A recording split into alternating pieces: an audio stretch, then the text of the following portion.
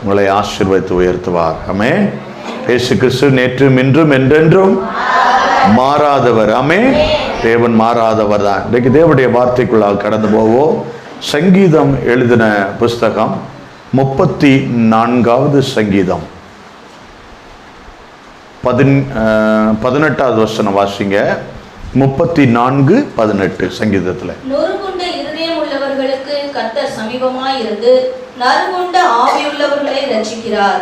ஒரு விசையாக கண்களை மூடி, எங்கள் அன்பின் பரலோக பிதாவே, உம்முடைய பரிசுத்த பிள்ளையாகிய இயேசு கிறிஸ்துக்குள்ளாக வந்து மே சோத்தரிக்கிறேன். இந்த வார்த்தை உம்முடையதையா, இந்த வார்த்தையினுடைய மகத்துவத்தை வெளிப்படுத்தும். வந்தவங்க வெறுமையா போகாதபடி பேசுகிறது நீங்கள் அல்ல, தேவனுடைய ஆவி என்று வேதத்தில் எழுதியிருக்கிறதே, அந்த வசனம் இன்றைக்கு நிறைவேறுவதாக. அந்த வார்த்தை ஒவ்வொரு பிள்ளைகளை சந்திக்கட்டும். ஒவ்வொரு பிள்ளைகளுடைய ஆண்டவர் இருதயத்தை திறந்த அந்த வசனத்தை எழுதும்படிக்கு நான் ஜெபிக்கிறேன். இயேசுவின் வல்லமில்ல நாமத்தில் பிதாவே, ஆமேன் ஆமேன். வாசிக்கலாமா அந்த வசனத்தை? நொறுங்குண்ட இருதயம் உள்ளவர்களுக்கு கர்த்தர் சமீபமாய் இருந்து நறுங்குண்ட ஆவியுள்ளவர்களை ரட்சிக்கிறார். அல்லேலூயா, அல்லேலூயா. பாருங்க, இந்த வருடம் முடியும் போது ஆண்டவர்கிட்ட உட்கார்ந்து கேட்டுட்டே இருக்கேன், வேற ஏதாவது வார்த்தைகளை நீங்க சொல்ல போறீங்களா? என்ன சொல்ல போறீங்க? என்ன இல்லை, என் ஜனம் அநேகர் நொறுங்குண்டு வந்திருக்கிறாங்க. அவங்க இருதயம் நொறுக்கப்பட்டு கடந்து வந்திருக்கிறாங்க. பலவிதமான போராட்டம், பலவிதமான தேவைகள், பலவிதமான காரியத்தில் இன்னல்களில் அவர்கள் மற்றவர்களாலே ஏளனப்படுத்தப்பட்டிருக்கிறார்கள், மற்றவர்களாலே அவமானப்படுத்தப்பட்டிருக்கிறார்கள், மற்றவர்களால் அற்பமாய் எண்ணப்பட்டிருக்கிறார்கள். என் ஜனத்தை நான் இன்னைக்கு கூட இருந்து நான் உயர்த்த போறேன். அதனால சொல்றேன், நொறுங்குண்ட இருதயத்தோடு கூட நான் சமீபமாய் பக்கமாய் இருக்க போகிறேன். அல்லேலூயா. இயேசுவானவர் உங்க பக்கமா இருந்து அந்த இருதயத்தை தேற்ற போகிறார். அல்லேலூயா. அந்த இருதயத்தை தேற்றி கர்த்தர் அடத நறுங்குண்ட ஆவி என்று சொன்னால் மற்றவர்களால் அவமானப்படுத்தப்பட்டவர்கள், தொய்ந்து போனவர்கள், காயப்பட்டவர்கள், இந்த மனிதனை கர்த்தர் தேற்றுவதற்கு இன்றைக்கு தீர்மானம் பண்ணி இருக்கிறார். அல்லேலூயா. இந்த வருடம் முடிகிறதுக்கு இன்னும் கொஞ்ச நாள் தான் இருக்கு. உன் தேவனாகிய கர்த்தர் சொல்லுகிறாரே, நான் பக்கமாய் நிற்க போகிறேன். யுத்தம் பண்ணுகிறவர்களோடு கூட பக்கமாய் நிற்க போகிறார். நீங்க யுத்தம் பண்ணாம கர்த்தருக்கு, யுத்த களத்திற்கு அவருக்கு நீங்க கரம் கொடுத்தீங்கன்னா, அவரோடு நின்னீங்கன்னா, கர்த்தர் உங்களுக்காக யுத்தம் பண்ண ஆரம்பிப்பார். அல்லேலூயா. கர்த்தர் உங்களுக்கு யுத்தம் பண்ண முடிவு எடுத்திருக்கிறார், தீர்மானம் பண்ணி இருக்கிறார். அந்த காரியம் நடக்க போகிறது. அல்லேலூயா. இன்னொரு வசனத்தை வாசிப்போம். சங்கீதம் 51வது சங்கீதம். அது அதிகாரம் அல்ல, சங்கீதம் பாடல்கள். அதனால சங்கீதம் 51:17. தேவனுக்கு ஏத்தது எது தெரியுமா? நொறுங்குண்ட ஆவிதான். என்ன செய்யறாரு?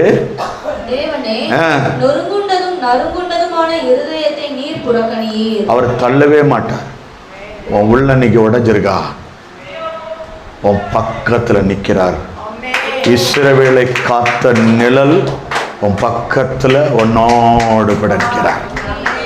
சில காரியங்களை நீ எப்படி முடிக்கிறது, சில காரியங்களை நான் எப்படி செய்யறது, எனக்கு சில அந்த இடத்துல சில பாதைகள் தெரியலங்க.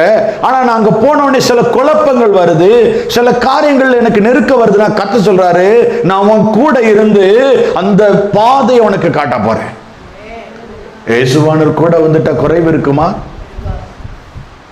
இயேசுவானவர் உங்க கூட இருந்தா குறைவு இருக்காது. ஆனா நீங்க கடந்து வருகிற பாதைகள் 6 நாள் உலகத்துக்குள்ள கடந்து வர்றீங்க. 6 நாள் பல போராட்டங்களை சந்திக்கிறீங்க. 7வது நாள் இங்க வந்து விடுதலைக்கு நிக்கிறீங்க. ஆண்டவர் சொல்றாரு, இந்த நாட்கள்ல இருந்து நான் உங்களோட கூட கடந்து வர போகிறேன். உன் பக்கமா நிக்க போகிறேன். யுத்தங்களை ஜெயமாய் மாற்ற போகிறேன். தோல்விகளை வெற்றியாய் கொடுக்க போகிறேன். எல்லா அவமானங்களையும் நிந்தைகளையும் நான் ஆசீர்வாதமாய் மாற்றி கொடுக்க போகிறேன். விசுவாசிக்கிறீங்களா? விசுவாசிக்கிறீங்களா? சிலதெல்லாம் கர்த்தர் இந்த சில நாட்களுக்குள்ள மாத்த போறார். சில பேர் மாறாதவங்க நீங்க நினைச்சிட்டு இருக்கீங்க, இவரெல்லாம் மாறவே மாட்டாருங்கன்னு. அவரெல்லாம் மாத்த போறாரு. அவர் உள்ளத்தை மாற்ற போறார். தேவன் சொல்றாரு, தேவனுக்கு ஏற்கும் பலி எதுவா? நொறுங்குண்ட ஆவிதான். உடைஞ்சு போனவன் பக்கத்துல வந்து நின்னுட்டா, காயப்பட்டவ இயேசுகிட்ட வந்துட்டா, அவர் உங்களை விட்டு வெளியே போக மாட்டாரு. உங்க கிட்ட இருந்து அவர் போகவே மாட்டாரு. உங்க கண்ணீருக்கு பதில் செய்வாரு. உங்க வேதனைகளை மாற்ற தீர்மானம் எடுத்தவர் இன்றைக்கு நான் உன் கூட. பாருங்க, அந்த வசனம் சொல்லுது, கர்த்தர் சமீபமாயிருப்பாராம். ரொம்ப பக்கமா தான் நிக்கிறாரு. உன் ஜெபத்தை கேட்டுக்கிட்டு இருக்காரு. உன் வேதனைகளை அறிந்து கொண்டிருக்கிறாரு. உடைந்து போன உன் உள்ளத்தை தேற்றும்படிக்கு இயேசு வந்திருக்கிறார். அல்லேலூயா. இயேசு அதை அறிவார். ஏன்னா அவங்க தொய்ந்து போயிருப்பாங்க, அவங்க காயப்பட்டு இருப்பாங்க, மற்றவர்களால் புறக்கணிக்கப்பட்டிருப்பாங்க. ஆண்டவர் சொல்றார் ஒரு காரியத்தை, யாக்கோபு 4:6 அவர் அதிகமான கிருபை அளிக்கிறாராம். யாருக்கு? நொறுங்கி போனவங்களுக்கு, உடைக்கப்பட்டவர்களை. கர்த்தர் சொல்றாரு, நான் உங்களை அதிகமான கிருபை அளிக்கிறேன். ஆதலால் பெருமை உள்ளவனை எதிர்த்து நிக்க போறாரு. உடைக்கப்பட்டு தாழ்மைப்படுத்தப்பட்டு சிறுமைப்படுத்தப்பட்டு காத்திருக்கீங்க பாருங்க, உங்களை கர்த்தர் உயர்த்த போகிறார். உங்க பக்கமா நிக்க போறாரு. சில காயங்களை மாற்ற போறாரு. ஒரு அருமையான சகோதரி தன்னுடைய திருமணத்திற்கு பிறகு நீண்ட நாள் குழந்தைகளை ஜெபத்துல அவர் கற்பத்தின் கனியை பெற்றார். அந்த குழந்தை அவங்க சொல்லிட்டாங்க, மிகுதியா ரொம்ப வளர்ந்துருக்கு, ஆபரேஷன் பண்ணி தான் எடுக்கணும்னு. சரி, ஆபரேஷன் பண்ணி எடுத்தாங்க. குழந்தை வெளியே வந்துட்டு அதற்கு பிறகு தையல் போட்டு காரியங்கள்லாம் நடந்து முடிந்தது. என்னாச்சுன்னா அந்த தையல் ஆறவே இல்லை, அந்த காயங்கள் ஆறவே இல்லை, அது அப்படியே இருந்துருச்சு. நாட்கள் தள்ளி போயிட்டே இருக்கு. அந்த மகள் அதில் வலி வேதனை தாங்க முடியாமல் செய்கிறார். திரும்ப மருத்துவமனைக்கு கடந்து சென்றார். மருத்துவர்கள் பார்த்தாங்க, இது என்ன காயம், இது என்னன்னு பார்க்குறாங்க. அதிலிருந்து தண்ணீரும் செலவும் வடிந்து கொண்டிருக்கிறது. சரி, இது என்ன ஆராய்ந்து பார்ப்போம். பார்த்தா உள்ள புண்ணாகி அது ஆறாம அந்த தாயாருக்குள்ள இருக்கு. சரி, மருத்துவர் திரும்ப எடுத்து அதை சரிப்படுத்தி அந்த காயங்களை ஒழுங்கு செய்து சரிப்படுத்தி நீங்க போங்கம்மா சரியாயின்னு அனுப்பிட்டாங்க. திரும்பவும் ஆறவே இல்லை, அந்த புண்ணு ஆறவே இல்லை. ஆண்டவர்கிட்ட அந்த அழுகிறா, ஏசப்பா இந்த ஆசீர்வாதத்தை நீங்க தானே எனக்கு கொடுத்தீங்க. அந்த ஆசீர்வாதம் அந்த உலகத்துக்குள்ள வந்ததுக்கு அப்புறம் நான் ஒரு மாறாத காயத்துக்குள்ள நிற்கிறேன். ஏசப்பா, நொறுக்கப்பட்டு இருக்கிறேன். நான் ஒவ்வொரு நாளும் நான் அது நிமித்தம் வேதனைப்படுகிறேன். ஆண்டவரிடத்துல வந்து கண்ணீர் சிந்துகிறான். ஒரு நாள் கர்த்தர் அந்த ஜெபத்தை கேட்டார். கர்த்தருடைய வல்லமை ஆராதனை வேளையிலே அந்த மகளை தொட்டது.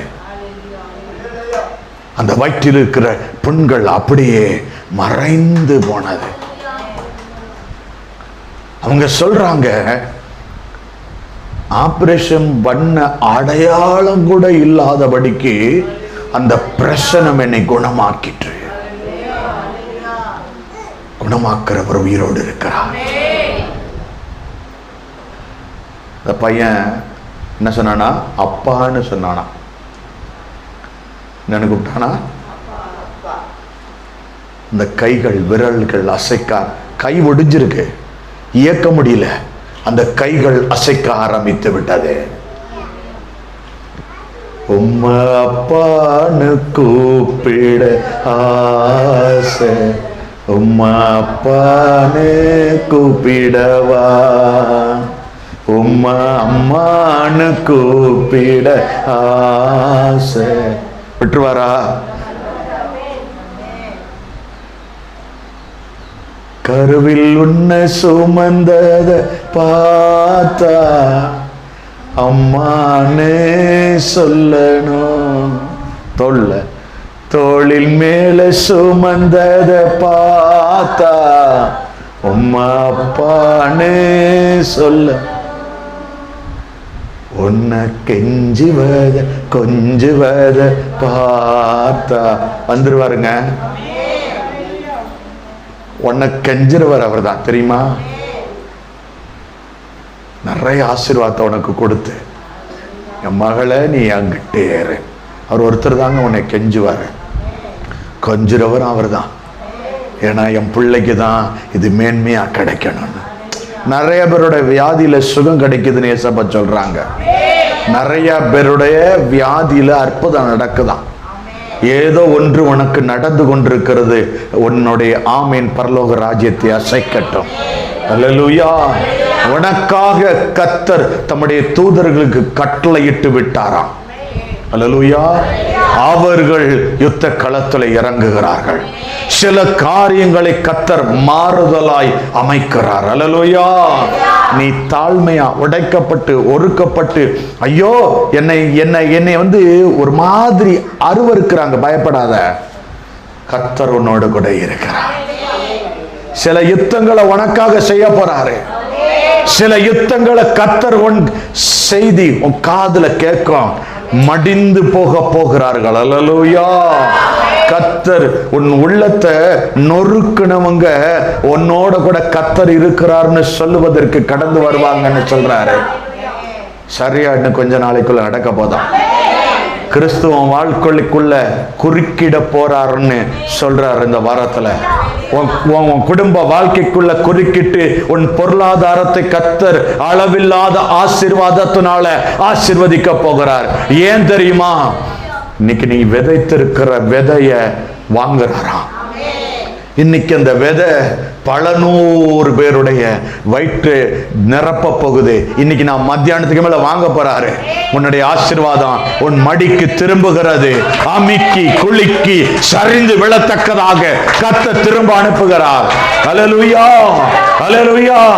சிலருடைய ஆவியில போராட்டம் இருக்கு.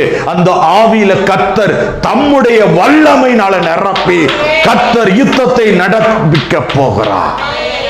அல்லேலூயா. சில வேதத்துல சில மனிதர்களுடைய வாழ்க்கையை கவனித்து பார்த்தீங்கன்னா, அவங்க போராட்டமாத வாழ்க்கை ஆரம்பிச்சிருப்பாங்க, ஆனா பிரம்மாண்டமா முடிக்க பண்ணியிருப்பாரு. அல்லேலூயா. ஆதியாகமம் யாக்கோபு சில போராட்டங்களை சந்திப்பார்.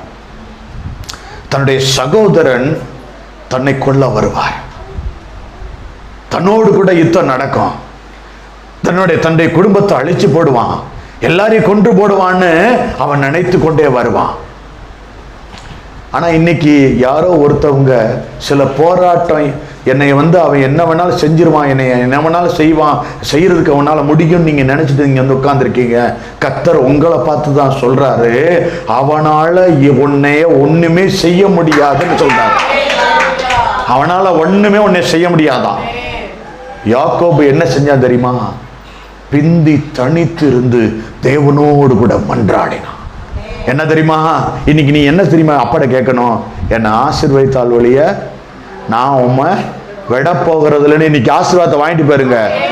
இன்னைக்கு நீங்க வாங்கிட்டு போயிட்டீங்கன்னா இந்த வாரத்துல பல காரியத்துல வெற்றி அடைவீங்க.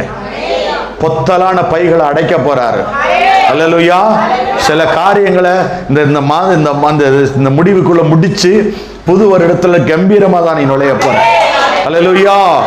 கர்த்தர் உன் ஆவிக்குரிய போராட்டத்துல சில முடிவை கொண்டு வருகிறார். அல்லேலூயா. உன் உடல்ல இருக்கிற சோர்வுகள், நெருக்கங்கள், போராட்டங்கள் எல்லாம் முடிவுக்கு வருகிறது. அல்லேலூயா. 32ஆம் அதிகாரத்தை, ஆதியாகமம் 32ஆம் அதிகாரத்துல பாருங்க, 22ஆம் வசனத்துல இருந்து வாசிங்க.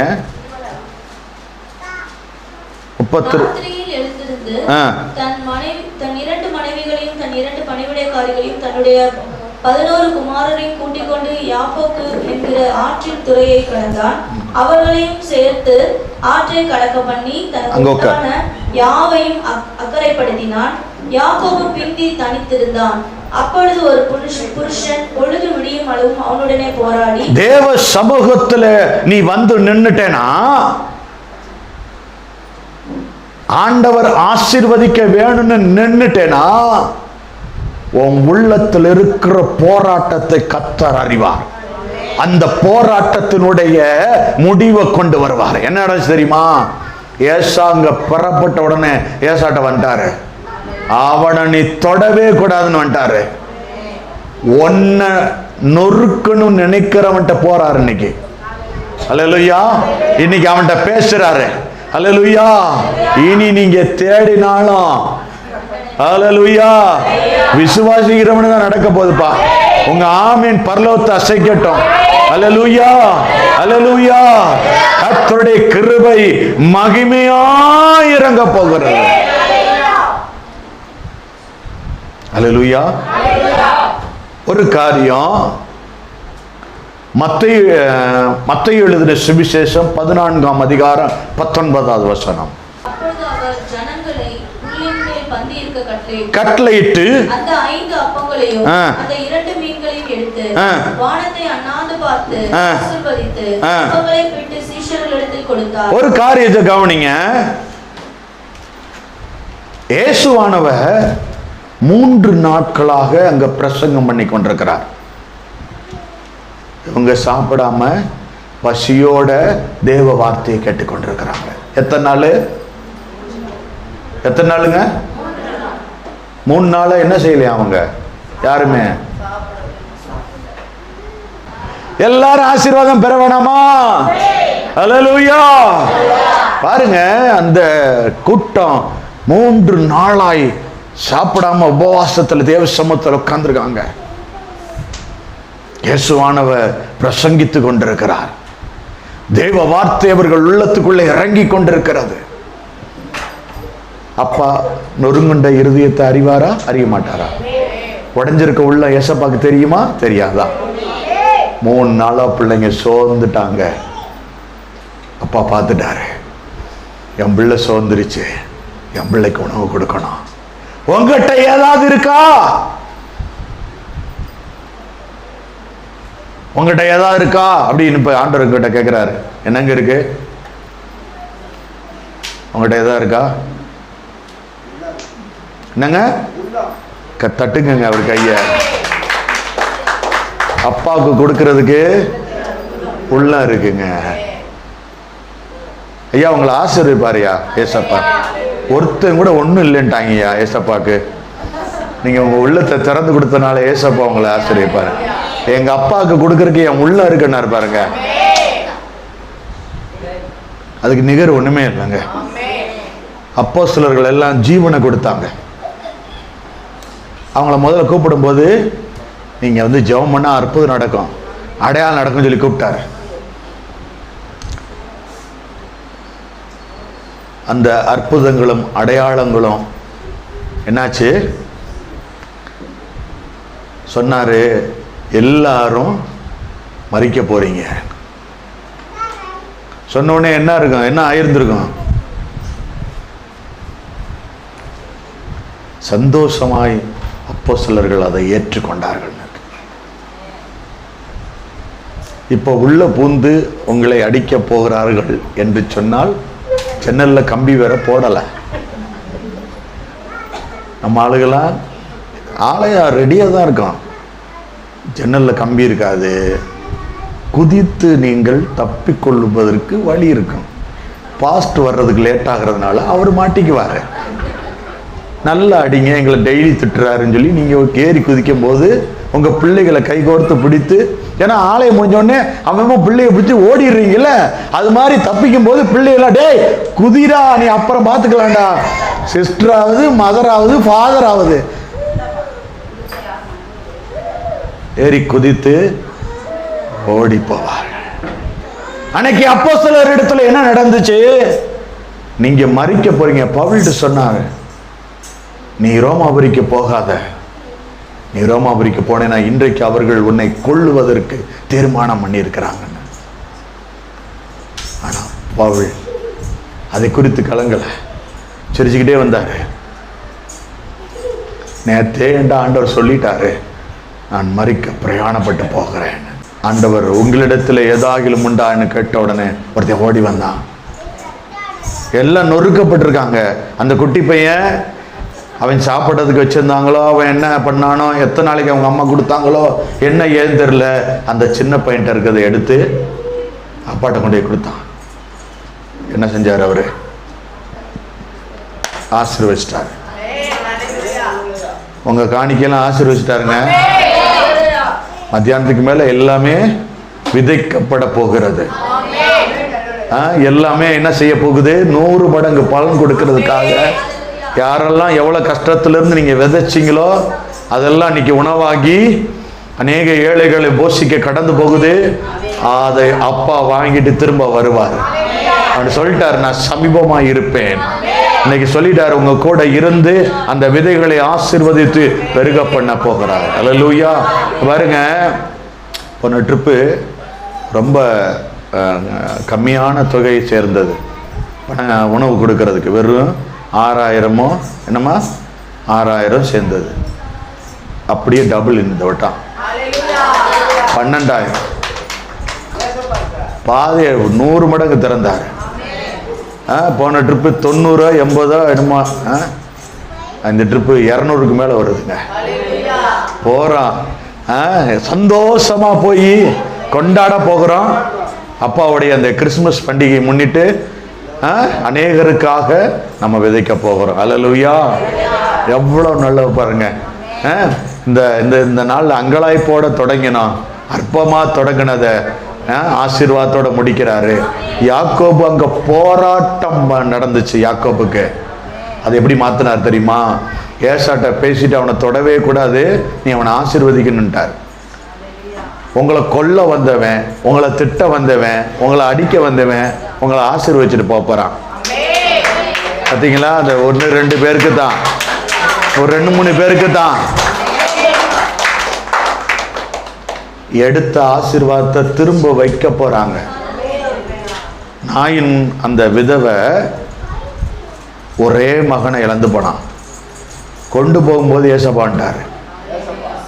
எரிக்க அடக்கம் பண்ண கொண்டு போகும்போது ஏசப்பான்ட்டாரு. அவர் வந்த உடனே பாடையை தொட்டார். மரித்தவன் உயிர் பெற்றான். திரும்ப தாயிட்ட கொடுத்தாரு. உன் சந்தோஷத்தை எடுத்துட்டு போறவன் திரும்ப கொண்டு வந்து நான் கொடுக்கறதுக்கு நான் வரேன், நான் சமீபமா இருக்கேன். உன் வீட்டில இருந்து எதெல்லாம் இழந்து வெளியே போச்சோ அதெல்லாம் திரும்ப வர்றதுக்கு கர்த்தர் இறங்கி வருகிறார், சமீபத்து வருகிறார், பாடையை தொட வருகிறார். முன் மரித்து போன அத்தனையும் எழுப்பி இயேசு திரும்ப கொடுக்க போகிறார். அல்லேலூயா. அத்தனையும் கர்த்தர் திரும்ப கொடுக்க போகிறார். அதுக்கு முன்னாடி சில கஷ்டங்கள், நெருக்கங்கள், கண்ணீர்கள், உபத்திரவங்கள் எல்லாம் உங்க வாழ்க்கையில இருந்துச்சுன்னா கவலைப்படாதீங்க, அந்த இருதயத்தை கர்த்தர் மாற்ற வல்லவர். மார்க் எழுதின சுவிசேஷம் 2ஆம் அதிகாரம் 1-12 வசனம் வரைக்கும் வாசிக்க கேட்கலாம். சில நாட்களுக்கு பின்பு அவர் மறுபடியும் கப்பர்நகூமுக்கு போனார். அவர் வீட்டில் இருக்கிறார் என்று ஜனங்கள் கேள்விப்பட்டு உடனே வாசலுக்கு முன்னும் நிற்க இடம் போதாதபடிக்கு அநேகர் கூடி வந்தார்கள். அவர்களுக்கு வசனத்தை போதித்தார். அப்பொழுது 4 பேர் ஒரு திமிர்வாதக்காரனை சுமந்து கொண்டு அவரிடத்தில் வந்தார்கள். ஜனக்கூட்டத்தின் நிமித்தம் அவருக்கு சமீபமாய் சேரக்கூடாமல் அவர் இருந்த வீட்டின் மேற்கூரையை பிரித்து திறப்பாக்கி திமிர்வாதக்காரன் கிடக்கிற படுக்கையை இறங்கினார்கள். இயேசு கிட்ட ஈஸியா போக முடிஞ்சா? போராட்டம் வந்துருச்சு, ஜனக்கூட்டம் நிறைய இருந்துச்சு, கொண்டு போக முடியல. கர்த்தர் சொல்றாரு, அந்த அந்த வேதனையான இருதயத்தை பாப்பாரு. அவன் அந்த திறப்பை விளக்கணும், இயேசு கிட்ட இறக்கணும். உனக்கு எதெல்லாம் தடையா இருக்கோ அதை தூக்கி போட்டுட்டு வந்து ஏசப்பா கடை நின்று உன் பிரச்சனையை புள்ள இறக்கிட்டேன்னா சுகமாக்கி தான், ரட்சித்து தான் உன் கையில கொடுப்பாரு. உனக்கு கடன் இருக்கா, அந்த பிரச்சனைய, வியாதி இருக்கா, அந்த பிரச்சனைய இயேசுகிட்ட வந்து இறக்கி வை. இறக்கி வச்சுட்டேன்னா இங்க பாருங்க, உங்களால முடியும். ஆனா கர்த்தர்ட்ட நீங்க இறக்கி வச்சுட்டீங்கன்னா லகுவா இருக்கும். என் சுமை லகுவாயும் என் நுகம் மிருதுவாயும். மெதுவா வேணுமா? பிரச்சனை மாறி எல்லாம் மெதுவா இருக்கணுமா? இறக்கி இருக்க தட்ட என்னால முடியாது, நீங்க தான் நடத்தி தரணும். என்னால முடியாது, இது நீங்க தான் என் கூட இருந்து செய்து தரணும். நீங்க சொன்னீங்கன்னா அதை ஆசீர்வாதமாய் இயேசு மாற்றுவதற்கு அவர் வல்லவராய் இருக்கிறார். அல்லேலூயா. இன்னைக்கு இயேசுவின் இடத்துல கொண்டு வந்து அவங்க இறக்கும் போது எப்படி கஷ்டப்பட்டு மாடியில ஏறி அது மேல உள்ள ஓடெல்லாம் பிரிச்சு ஓலையெல்லாம் பிரிச்சு கஷ்டத்தை இறக்கி இருப்பாங்க. உன் பிரச்சனையை கொண்டு வந்து நீ இறக்கி வச்சிரு, கர்த்தர் இன்னைக்கு ஒரு நல்ல முடிவை கொடுக்க போறாரு. சுத்தி இருந்த 4 பேரை கவனிச்சாரு. 1 2 3 4 4 பேருடைய விசுவாசத்தை பார்த்தார். 4 பேருடைய விசுவாசம் எப்படி இருக்கு? இந்த 4 பேருடைய விசுவாசம் எப்படிங்க இருக்கு? இயேசு கிட்ட ஒரு பிரச்சனையை கொண்டு போனா அவர் மாத்திருவாரு. அப்படியாக மாறும். இன்னைக்கு உன் பிரச்சனையை கொண்டு போயிரு. உன் பிரச்சனைக்கு ஒரு முடிவை தர்றே நிக்கிறாரு. உன் பக்கம் சமீபமா சமீபமா சமீபமா உன் கிட்டையே உன் கூடையே இருந்து உன் பிரச்சனையை மாத்த போறாரு. இந்த வருஷத்தை நல்லா தான் முடிப்பேன். இந்த வருஷத்தை நல்லா தான் முடிக்க போகிற. பல காரியங்களை இயேசுவானவர் மாற்ற போகிறார். அல்லேலூயா, அல்லேலூயா. யோவான் எழுதின சுவிசேஷம் 12ஆம் அதிகாரம் 3 - 5 வரைக்கும். அப்பொழுது மரியாள் விலையேற பெற்ற களங்கமில்லாத நரதம் என்னும் தைலத்தில் ஒரு ராத்தல் கொண்டு வந்து அதை இயேசுவின் பாதங்களில் பூசி தன் தலைமயிரால் அவருடைய பாதங்களை துடைத்தாள். அவளுக்கு எப்படிப்பட்ட மன்னிப்பு கிடைச்சிச்சு? இருக்கிறதுலயே மேன்மையான மன்னிப்புங்க. எது உன் வாழ்க்கையில பெருசா மேன்மையா தோணுதோ, பாவமா இருந்தா இயேசுக்காக நீ விட்டுட்டேன்னா விலை மதிக்க முடியாத ரட்சிப்பு உன் வாழ்க்கையில கர்த்தர் கொடுப்பார். இயேசுக்காக எதெல்லாம் பெருசா தெரியுதோ அதெல்லாம் நீ தூக்கி எறிஞ்சிட்டேன்னா இயேசு உன் வாழ்க்கையை ஆசீர்வதிப்பார். ஒரு அருமையான சகோதரர் இன்னைக்கு ஊழியம் செய்து கொண்டிருக்கிறார். அதுக்கு முன்னாடி அவர் ஒரு மீனவர்.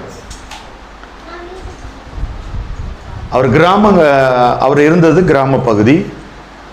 அந்த பகுதியில் அவர் போட்டு வைத்திருந்தார். அந்த போட்டை எடுத்துக்கிட்டு கடலுக்கு போய் மீன் பிடிப்பார், அப்படி வருவார். ஒவ்வொரு நாளும் நஷ்டங்கள் மேலே நஷ்டம் உண்டாயிற்று. கடன் மேலே கடன் உண்டாகி அவர் அந்த தொழிலையே விட்டு ஓடி போயிடுவோம். என்ன செய்யறது தெரியல, இந்த ஊரை விட்டே ஓடி போயிடுவோன்னு அவர் கடந்து போகணும்னு நினைத்தார். அப்படி தப்பிக்குள்ள போகும்பொழுது இயேசுவை குறித்து அவர் கேள்விப்பட ஆரம்பித்தார். இயேசு யார் என்பதை அவருக்கு சொல்லிக் கொடுத்தாங்க. அவர் கேள்விப்பட்ட உடனே, இயேசு குறித்து கேட்ட உடனே அவர் உள்ளத்துக்குள்ளே ஒரு பெரிய சமாதானம்.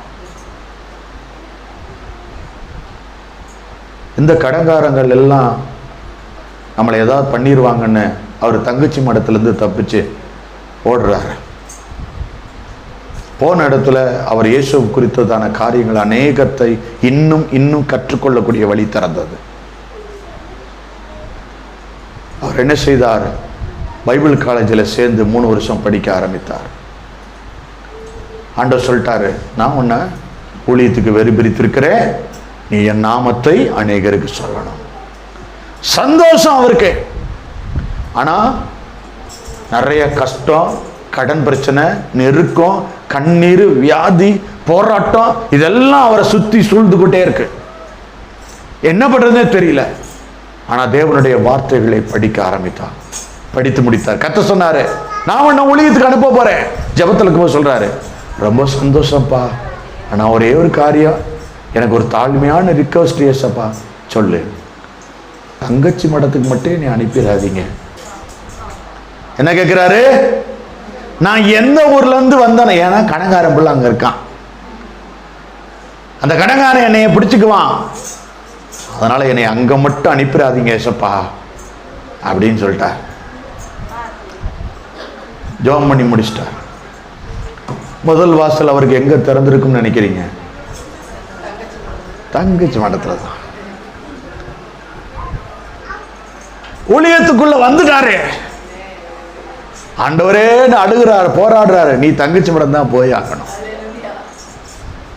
போனா ஒரு எழுப்புதல், ஒரு 10 பேர் ரட்சிக்கப்படுறாங்க.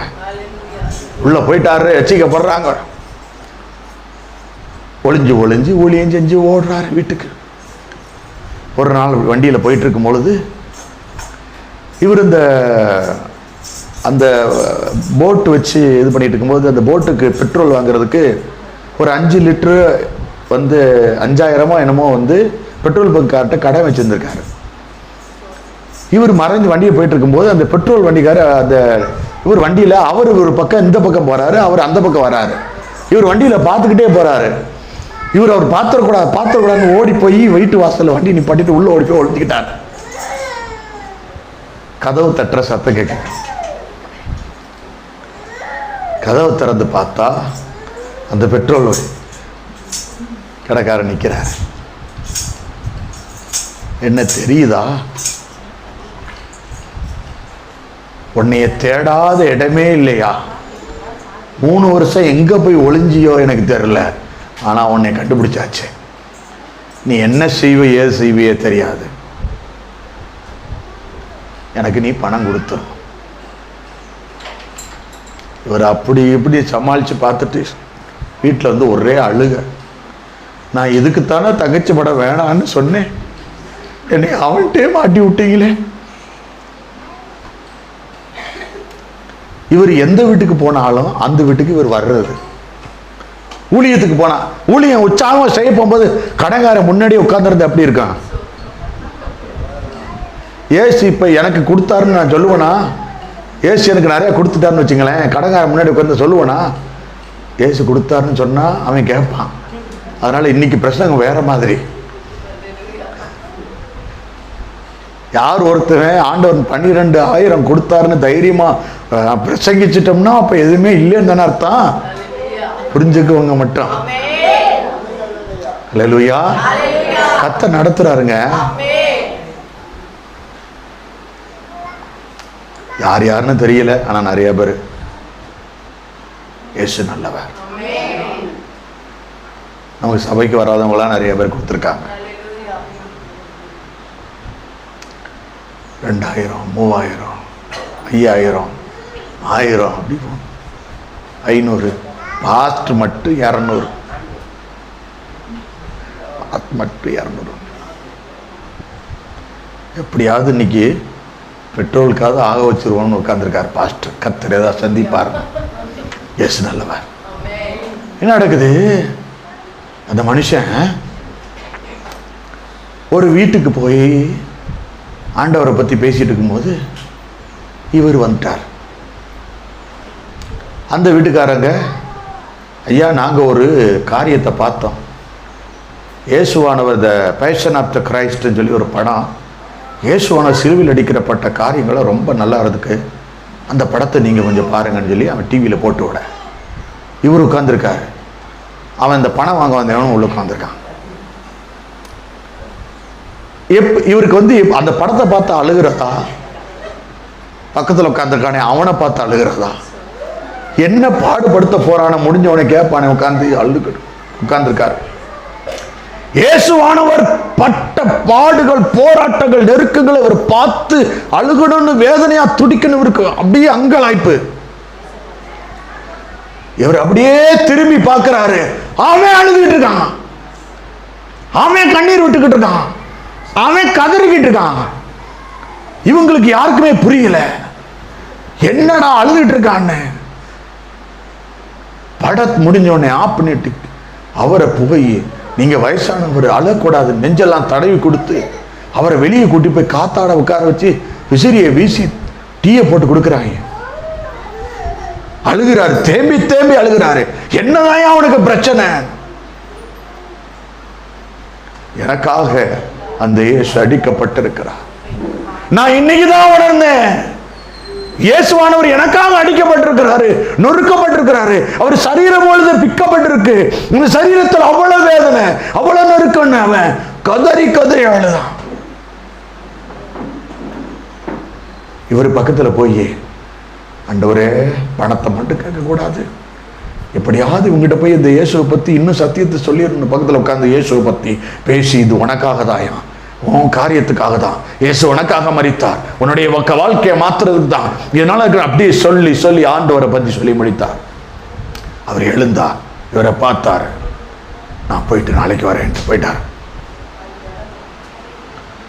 போனாரு, நாளைக்கு வந்தாரு. நீ எந்த இடத்துல ஊழியம் செய்ய போறேன்னு கேட்டாரு. நான் இந்த இடத்துல, அந்த இடத்துக்கு வருவேன். வந்தாரு, போனார், இவரோட கூட அப்படியே போய் போய் போய் போய் போய் போய் போய் போய் இவர் உள்ளம் ஒரு குழந்தையின் உள்ளம் போல மாறிட்டு இன்னைக்கு அந்த ஊழியக்காரருடைய பணிவிடைக்காரராய் அந்த பெட்ரோல் பங்க் ஓனர் நிக்கிறாரு. கையை கட்டிக்கிட்டு நிக்கிறாரு. நேற்று வரைக்கும் நான் சொல்றேன், ஐயா இந்த கணக்கெல்லாம் முடிச்சு இந்த ஃபைல்லாம் எடுத்து என் டேபிள் வச்சிருக்கேன்னா, சரிங்கன்னு சொல்லி துண்ட தோல்ல கூட போட மாட்டாரு, கையில கட்டிக்கிட்டு வந்து நிக்கிறார். சபையினுடைய தேவைகளுக்கு காணிக்க கொடுக்கணும்னு சொன்னா 5000 1000 இல்ல, 1 லட்ச ரூபா 2 லட்ச ரூபா தான் காணி கொடுப்பாராம். இப்ப அவன் உள்ளத்தையே இயேசு மாற்றினார். இன்னைக்கு தங்கச்சி படம் பயங்கரமான எழுப்புதலை கண்டது. 50 பேர் ஆனாங்க, 100 பேர் ஆனாங்க, 150 பேர் ஆனாங்க, 200 ஆனாங்க, 500 ஆனாங்க. எழுப்புதல் ஊட்டிக்கிட்டே இருக்காரு. எந்த இடத்துல அற்பமாக, எந்த இடத்துல நொறுங்கிய உள்ளத்தோடு இருந்தாரோ அத்தனை கடனை அடைக்க வைத்து அதே இடத்துல ஒரு பெரிய சபை கட்டி, அதே இடத்துல எந்த மனிதனால பயந்து ஓடி ஒளிந்தாரோ அதே இடத்துல அதே மனிதனுடைய உதவியோடு கூட அந்த ஊழியத்தை முழுவதும் கர்த்தர் கிருபை செய்தார். இன்னைக்கு அவன் உள்ளத்தை பார்க்கிறாரு. எந்த மனுஷன் உன்னை நொறுக்கி இருக்கிறானோ அவனை வைத்து கர்த்தர் உன்னை எடுத்து கட்ட போகிறார். தட்டுங்க கரங்களை, அவருடைய நாமம் மகிமைப்படட்டும். கர்த்தர் உன்னை உயர்த்த வல்லமை உள்ளவராய் இருக்கிறார். அல்லேலூயா, அல்லேலூயா. இயேசு நல்லவர், இயேசு நல்லவர். இன்றைக்கு உன் இரட்சகர் நொறுக்கப்பட்ட காரியங்களை நீ வேதத்துல வாசித்திருக்க. உனக்காக தான் அடிக்கப்பட்டிருக்காரு, உனக்காக தான் நொறுக்கப்பட்டிருக்கிறாரு. உன் உள்ளத்தில் இருக்கிற காயத்தை அவர் அறிவார், உன் வேதனையை இயேசு அறிவார். இன்றைக்கு அந்த நொறுங்குண்ட இருதயத்தை ஆறுதல் படுத்ததான் இயேசு வந்திருக்கிறார். ஆறுதல் படுத்ததான், உன் காயம் கட்டுவதற்கு தான். நீ எந்த இடத்துல தோத்தாயோ அதே இடத்துல உன்னை ஜெயிக்க வைக்க உன் பக்கமாய், உன் சமீபமாய் இயேசு உன் கூட நிற்கிறார். நீ பாருங்க, எதையுமே முடிக்க முடியாதுன்னு அப்பாட்ட ஒண்ணுமே இல்லை நீங்க நினைச்சுக்குங்க. எல்லாத்துக்கும் முடிவா வச்சிருக்காரு. கொண்டு போய் ஒப்படைச்சு பாருங்க, நல்லா எழுதுவாரு உங்க முடிவை, அற்புதமா எழுதுவாரு, ஆச்சரியமா எழுதுவாரு, உங்க தீர்ப்பெல்லாம் திருப்பி எழுதுவாரு. திரும்பவும் கர்த்தர் சொல்றாரு, உங்க பங்கு உங்களிடத்திலே திரும்புகிறது.